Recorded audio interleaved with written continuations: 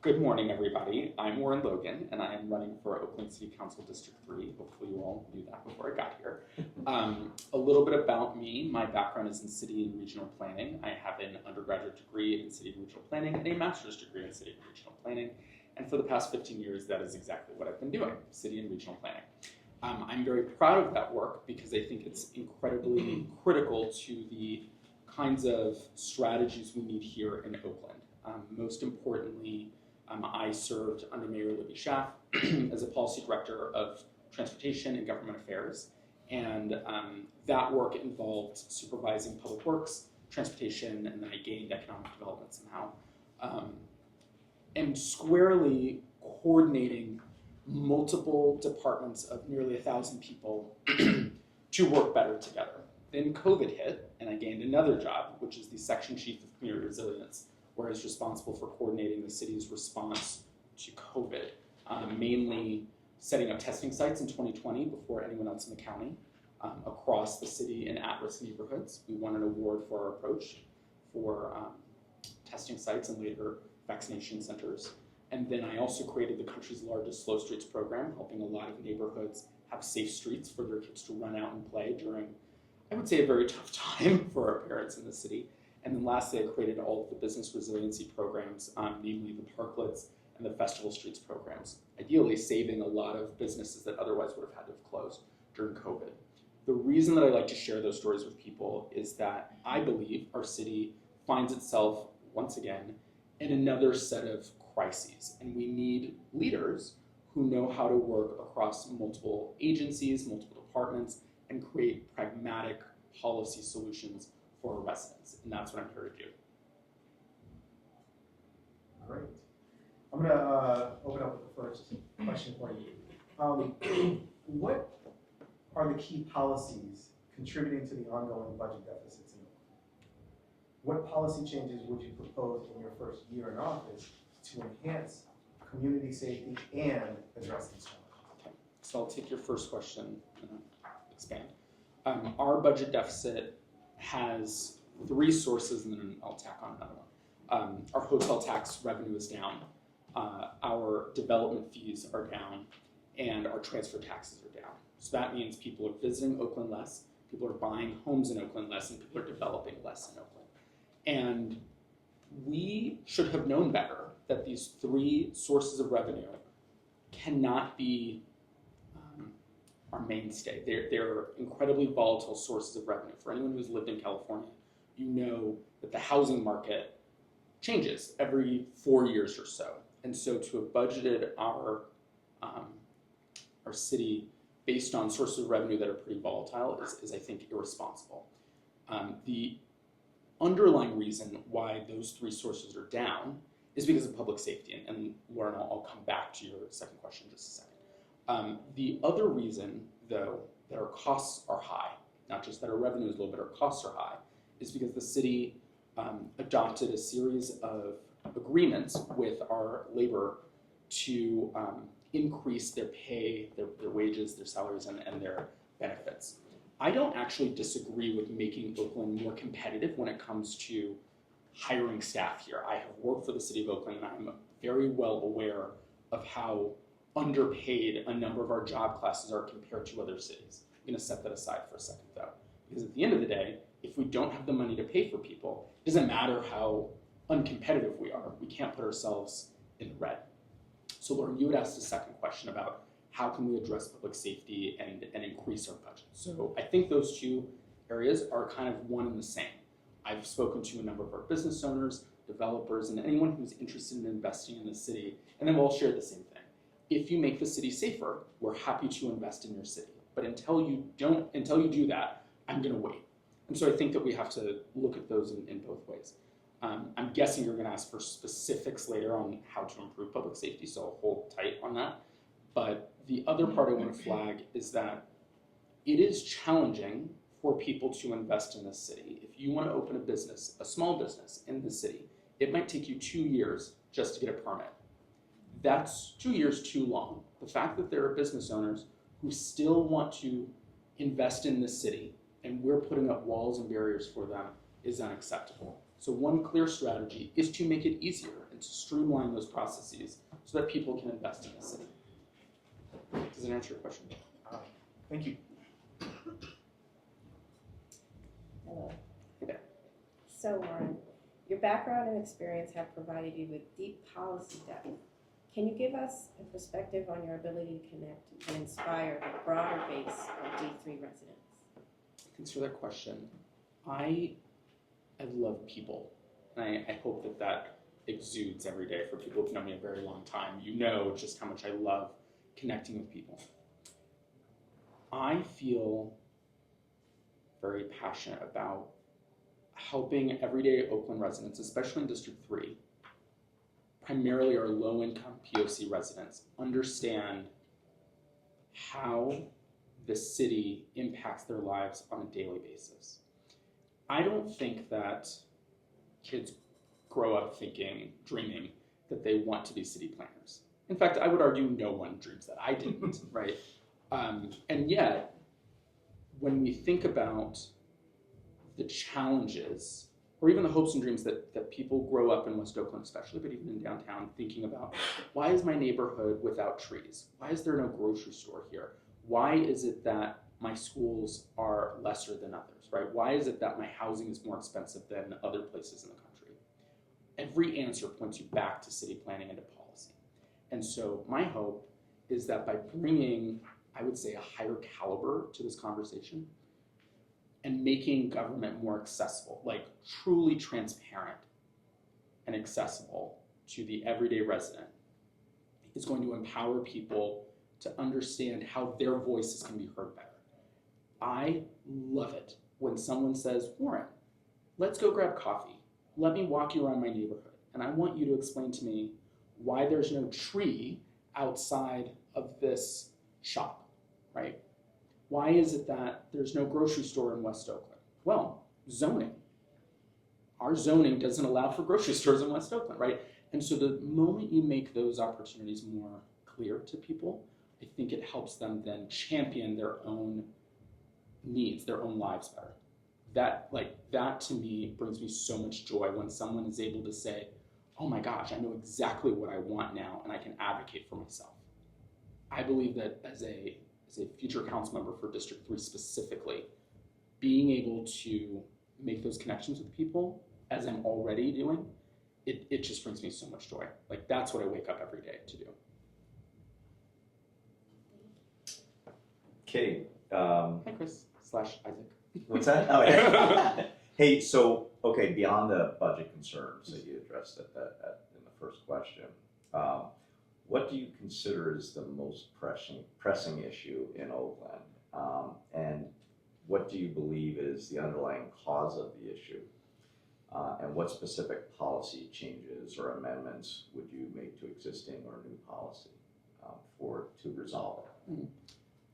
I mentioned this earlier and kind of danced around public safety, so I'll dive into it for a second. I think that public safety is a critical issue in our city, and I'm gonna break that up into two pieces because that can be a prickly subject for a lot of Oaklanders. There's the perception of public safety, and then there are the raw numbers themselves. And I think that we struggle to talk about people's trauma, and I'll kind of dive into this for a second. My car only has to be broken into once for me to feel broken, right? For me to feel invaded. And so even though next year the number of broken in cars might be lower, I still have the trauma from the year before. And I think this is a disconnect that some of our city leaders are experiencing with everyday residents, where they're like, yeah, it only happened to me once, but I don't need to take that chance again because I don't have $600 more to fix my window, right? I flagged that for you because I feel very strongly as a future council member that I'm able to talk about these issues with nuance. I think that we don't have enough officers on the ground. And I believe that some of our city leaders are using one number to obfuscate another. Many of you have probably heard that we have roughly 700 officers in the city of Oakland's police department. What we aren't telling people is that we have 35 officers on the ground at any given time across the entire city. And while plenty of people might, and I like doing this when I'm canvassing, I'll ask people, how many officers do you think we have out on the street? And they're like, oh, maybe 200, because I know we've got 700. I'm like, it's 35. And the moment you have that very transparent, accessible conversation with folks, they're like, oh, crap, I feel very differently about what we're doing here. So I feel that the city of Oakland needs to strive to increase the number of bodies on the street. But I say bodies, not just police officers, for a reason. There are many avenues we can take to increase the number of eyes on the street. The first of which is just to have more field officers. I'll come back to that in a second. The second opportunity is to increase the number of ambassadors on the street. We can partner with the Business Improvement District. Our city has supposedly budgeted to hire more ambassadors, and yet we have not done so yet. Again, a lot of folks are just looking for someone to be their companion walking down the street sometimes when you feel unsafe at night. The third is cameras. And I know another prickly subject, but we need to talk about trade-offs here.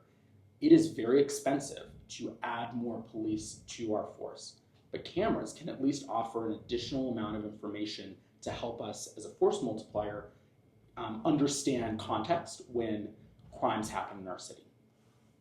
One factor, and I think this gets to your second question, Chris, about how we got into this sort of budget situation. Mayor Liddy Schaaf pointed this out several times on deaf ears, I think, that we complain about police overtime, that we blow right through it every year, $40, $50 million a year. But the reason that our police are doing so much overtime is because we, ironically, don't have enough police officers. And so when you call 911, they're not going to say, I'm so sorry, we've, like your singular minutes, right? Like you've reached your max, we're not coming. We're sending help. But that does mean, though, that it's going to cost us. And so ultimately, I feel very strongly that our city should partner with neighboring cities in the county and the state to understand how we can all use our resources effectively. And whether that looks like CHP, whether it looks like the sheriff's office, we need to be clear, though, that we have to ask for help. Because the volume and the type of crime that we're looking at, 15,000 cars nearly stolen last year, is just outside of the scope of one city's responsibility at this point. Hopefully that answers your question, Isaac/Chris. Yep, that's fine. We have time for follow-ups for. And I'll make my answers a little shorter. I know It's that. like 15 minutes, actually. Any maybe Quick follow-ups? question.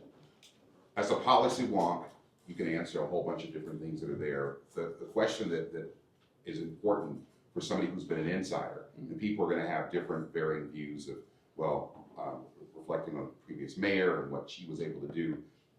How are you going to be able to relate to the people who are in Oakland? Because we have this chasm of having people who grew up here, and other folks who have come in, and they're talking to us as opposed to being a part of the community. Yeah. What are some areas where you can show that you have been a part of the community so you can relate to people? Because as you mentioned, West Oakland and District 3 is fundamentally different, and for historical reasons. And how are you able to be able to tap in them? So what makes you think you're going to be able to change their votes? Yeah, work backwards. I have been canvassing nonstop for the last several months. I don't think I need to change their votes. Most people I've spoken to, and by most I mean 99% of the doors that I knock and speak to, have no idea who their council member is. And so there's this friction between people feeling like, oh, Warren, you have to change votes away from Carol. That's not the case. Most people don't know that Carol is their council member. I want to just be blunt about that, which speaks to what success looks like for me. Being accessible and being visible, showing people that I exist and that I live in West Oakland and that I'm their neighbor. I think the other part is that while I totally respect that people grew up in Oakland, I think there's also value in understanding why certain people move to Oakland. I share with people readily, as a gay black man, that I moved to Oakland for a safe haven. I grew up in a very conservative part of San Diego and did not feel safe. And sharing with people why I moved here is actually really impactful. And that once I got here, I created a network of other gay black men called the Black Queer Men's Brunch that is now almost 10 years strong with 400 members. I'm invested in the city, and the more that I show people how I'm helping build up our network, the better. The last part, though, Harold, is that, actually I can show you, on my business card, which exists in one of these pockets, I have not only my email, but my cell phone number. I've yet to meet council members, I think you might have done this, who offer their cell phone number. Oh, Larry redid it. Yeah. Well, but I share that with you because a lot of people are really surprised that I'm serious when I say I want to hear from my constituents, that I'm willing to meet with them on their doorstep for a beer, for coffee, right? Everybody just wants to be heard. I've spoken to so many people who are like, I know this problem is bigger than one person, but if you're not even going to bother to listen to me, then what is this even, right? And so I value just showing up for people, but not just like, oh, I'm going to show up at a city council meeting. That's not showing up for people. Showing up on their doorstep, showing up at their meetings, at their cookouts, right? I love that. And I think that that's how I'm best suited to connect with people in West Oakland. I have Thank a you. follow-up question to that. So you're one person, Yeah. and that's good, and I know that you're out knocking on doors, but, you know, there's a lot of money went into Carol's campaign last time and a lot of people power, right? What is your strategy for your on-the-ground campaign so that you can actually compete with that? Yeah, strategy one was to outraise her. I have outraised, I'm going to say this slowly, I have outraised every single person running for District 3 combined. That's strategy one. I think the other part is connecting with all of her former supporters. I've spoken to the Alameda Labor Council, to the building trades, to a number of other groups. Some of them are still endorsing her, but many have shared with me very bluntly that they're feeling disrespected, that they're feeling disconnected, right? That they supported her and she didn't support them. And so making sure that I'm, again, being accessible to all of those groups. As an example, Moms for Housing, right? A lot of people saw Moms for Housing as synonymous with Carol Fife, and yet Moms for Housing is endorsing me. So there's a lot of friction between Carol and her previous supporters. To your question about people power, that people power, my understanding, was from a number of the labor unions. I can't speak to whether or not they'll still provide that. But what I can say is that I've got dozens of people who are out knocking on doors every weekend. And again, as I shared earlier, when we say hello to everybody and we say, who are you supporting and do you know who your council member is? Their answer is no, I don't know who my council member is. Lastly, District 3 has changed a lot from 2020. If we step to this window, you will see multiple buildings that were not here in 2020. And so the demographics of this district have changed. The boundary lines of this district have changed. And so I'm playing this field. And I think that Carol won on a groundswell that she did not keep or maintain for the last 4 years.